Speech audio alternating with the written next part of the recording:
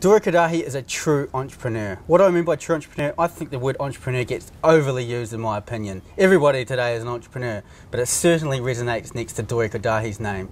Dorry's story is phenomenal. From failing as HSC, to no desire to go to university, to starting at Empire, DK Blue with his brother Danny.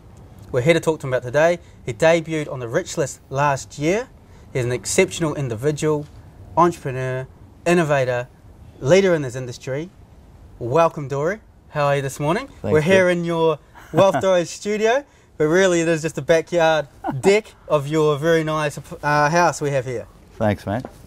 Good to have you at my house. I was driving in today, Dorry, and I was thinking about your common saying. I've heard you say a few times, common sense is uncommon. Yep. What do you mean? Exactly what it means. Is common sense is uncommon. And you find that a lot of people just don't use common sense. And if you look at business and business principles, a lot of it's based on common sense. And that's something that really frustrates me, that people just don't use the basic thought process to apply. So yeah, I've always said that common sense is uncommon. It's something I strongly believe in. I understand you spent 6 months in Europe, travelling around Europe, planning, walking the streets of London, streets of Europe, planning Yep. DK Blue.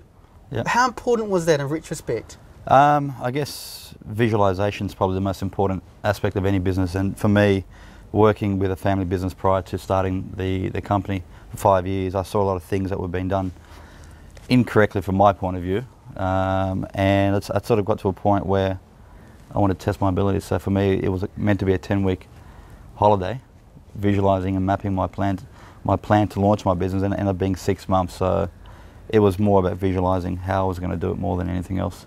Did you have the seed planted in your head? Oh, definitely, yeah. That's why it took me 6 months to come back. The seed didn't grow until 6 months later. So yeah, I did have the vision to start it. I knew what I wanted to do, but just didn't know how to do it. So it was more about just taking my time, and once I worked it out, came back and did it. How does one go about planting this seed of success? Well, that's a tough question. I guess I think what's success based on?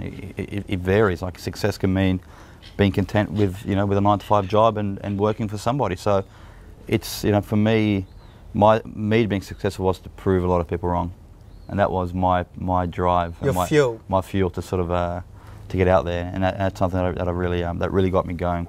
Was how can I prove these people wrong and show them how to run a business? And that's and I guess success is measured on many aspects in many different ways. What was important to you about being your own man? My own boss. Yeah. The freedom, the flexibility, and just being able to test my own abilities with business and see whether my thoughts and theories were right or wrong. And if they were right, well, great. They work. If they weren't, well, then you pick yourself up and you try again. But thankfully enough, my ideas and my beliefs in what I knew, I was on the right track. When you started out DKM, before you went on with your brother, DK Blue, Yeah. how did you overcome fear in taking those first steps? I think that's the difference between a successful entrepreneur and a person that just talks and doesn't do it. And it's getting out of your comfort zone. And it's a tough thing. And like for me, failing my HSC, no university degree, doing hairdressing with my dad, believed in myself, believed that I knew how to run a business, never done it before. Working with a family business in my own comfort zone and making things, just being content and being comfortable. I wasn't entirely happy, but it was a comfort zone for me that I can come in every day and get paid and work within the family business. But it's, it was very nerve-wracking. The day that I said to my cousin, I said, I'm leaving, I've had enough, and I'm not going to come back and start my own company, I knew I couldn't go back and eat humble pie. So I had no choice but to succeed. So those first steps were the most terrifying steps, but they're the ones, those steps are the ones that push you beyond the boundaries and push you to success. When you were shampooing people's hair and cutting their hair, did you know inside that you were going to do something different? How did you get into merchandising? How did you stumble across it? Yeah, look, for me, I always knew I'd be successful. Didn't know what it was going to be. I thought it was going to be basketball, but I just knew I was going to succeed in life and succeed. And so the visions were there. If you read the book The Secret and watch that documentary about mind power and visualization, it's great. I was in that from a young age, and I was in the back my dad selling, dreaming and sleeping and visualising I was going to have this nice car and a nice house. Didn't know how I was going to do it, but the thoughts were there, and that's, I guess, putting yourself in the right mind frame. And then you look at people like Michael Jordan, because I'm a mad basketball fanatic. You know, Michael Jordan was one of my heroes that I looked up to as a young basketball player. And you're watching his videos come fly with me, and him talking about visualising his game and visualising his success. And I said, well, how the hell do you visualise, and how do you know you're going to do that? And looking back, you know, I haven't succeeded or gone anywhere near to what he's done, but looking back and looking at the mental frame of mind, it's so powerful. So it definitely does. You need to be in the right frame of mind mentally. So with all this stuff like we've seen in The Secret, there was a global phenomenon, and Think and Grow Rich, and all these junkies, I guess, out there reading this stuff. Is it real, or is it just hype? I don't think you can try to. Thinking about it's not going to make it happen.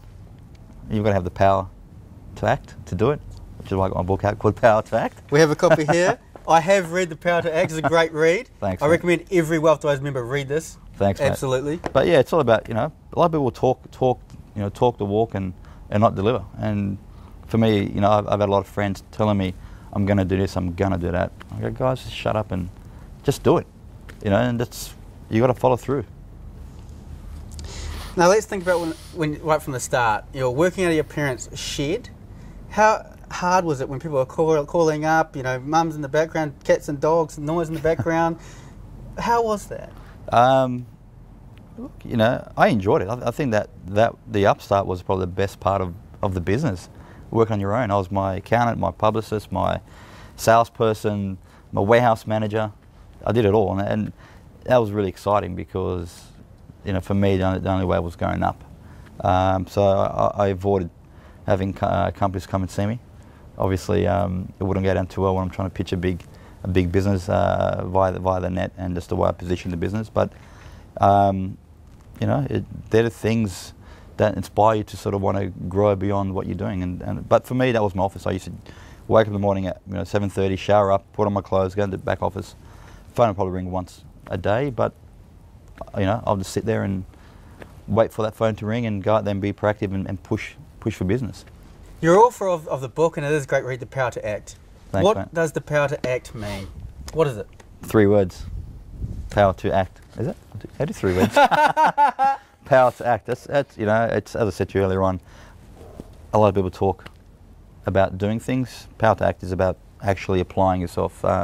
It's a good, you know, for me it was about telling a story, and I believe that I had a great journey. And if I can inspire people to go out there and have a crack at it and take positives out of what I've gone through and what I've done, that's rewarding for me. So helping others as well, it's a good thing. Do you believe anyone can realise their potential? Yeah, definitely.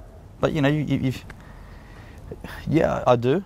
You know, I think, as you said, entrepreneurism is used very loosely. Everyone wants to be an entrepreneur. Great. I think everyone's hungry to go out and start a business. That's great. I think we're in a country where we're encouraged to go out there and you know, be your own boss or be a leader. But if you are going to do it, you know, there are going to be tough times, and it's all about putting yourself in the right frame of mind to sort of succeed. Your father, Joseph, was a highly respected businessman in the hairdressing trade. Yep. How influential has he been on your trip to success? Look, for me, family values is always a very important part. It's kept me grounded. You know, I wasn't born on wealth. You know, middle class family in the inner suburbs of Sydney. But you know, between my mum and dad, they really drummed respect and you know, manners and you know, and just values, and I think that's important in any life dealings that you have. And you know, so for me, it was a big impact. Yeah, and I understand in 1975, war broke out in Lebanon. Yep. And your brother your father had connections there. Yeah. How much respect do you have for him to bring his whole family to Australia, no idea about it, and starting out? Look, a lot. You know, I think, yeah, like, you know, when the war broke out in '75, my dad had a lot of political connections because it was part of a governing party. You know, a lot of people make money out of wars, and you know, my father had a lot of, you know, a lot of connections there. He left it all, left everything behind, and came here and started fresh. And you know, for him, you know, me and my brother, you know, and my mum, you know, were probably more important than money, and that's give him a lot of respect, because a lot of people wouldn't do that nowadays. And you know, family is an important thing, and for my dad it was. So give them a lot of credit. We all have challenges in life. What do you think differentiates people from those who win and those who don't? The ones that try. Very simple. You might get knocked down, but you got to keep trying. You got to keep pushing yourself, and that's and they're the ones that that succeed. A lot of people might find it lucky and have one crack at it, and bang, they're out there and they've made millions of dollars. And people have gone through 2-3 attempts before they get it. But the ones that don't give up are the ones that sort of succeed. Tell us about the lessons you learned from your friend Leon Trimmingham. Yeah, Leon. Yeah, he was ex-Sydney Kings import. I was a big Sydney Kings fanatic, and me and Leon formed a great bond. When I was 18, 19, he was playing in the majors, and basketball back in the 90s was a huge thing, where they used to sell out the entertainment centre, sell out the tennis centre. He took care of me. He's like my older brother, and we used to travel everywhere together. And that's when he moved to Adelaide to play for Adelaide, he said to me, "Mate, come down here and stay with me." And he had a very nice, beachfront apartment. And for a 19-year-old, being exposed to the ritz and the glam and the sporting life, very tempted to go there and live with him and for him to take care of everything. But I said, you know what, it's great. It's his success. I'm not going to be able to enjoy it once he leaves. So I ended up staying back in Sydney and sort of building my own path. But he was a great role model for me growing up, and we're still friends today. So if you had $1 million right now, where would you invest it? If you guys given I know you're going to say stocks. Yes, you should be investing something in stocks, absolutely. I guess for me, look, just diversify. You hear it all the time. Don't put all your eggs in one basket. So, property, stocks, that's what I've done. My stocks aren't doing too well at the moment, unfortunately, but properties. So, yeah, just diversify yourself. But not diversify too much. No. If we spread things too thinly, by diversification, we have nothing. Would you agree with that? Yeah, definitely. It's all about having concentration in sectors. Yeah. Which sectors are you talking about? I mean, you've got to have some sort of concentration, don't you? Definitely. Speak to Stuart in regards to that. He'll help you out at JB Global. Cut. What are some main themes that you can give back to young aspiring entrepreneurs? Main things or lessons? Lessons, themes. Themes. Look, if I can do it, then you can do it. That's a very simple statement. I didn't have the beginnings of someone, passing his HSC university degree. I've done it with just a dream and a belief within myself. So just have a crack, go for it. It's not hard. Well, it is hard, but it's not hard just starting from the start. What's hard? Well, it's just a matter of just getting all the elements in place. Like, if you read my book, my business plan is drawn on a piece of scribble on paper. Absolutely. So there's not much to it other than sort of open up a bank account, get the website up and running. It was a very basic. There it is. Yeah. So it's not. People try to complicate the will, and just go out there and don't doubt yourself, don't put yourself down. Think of the negatives in business. Work it through your head. How you're going to overcome those negatives, and once you've worked it, just go for it.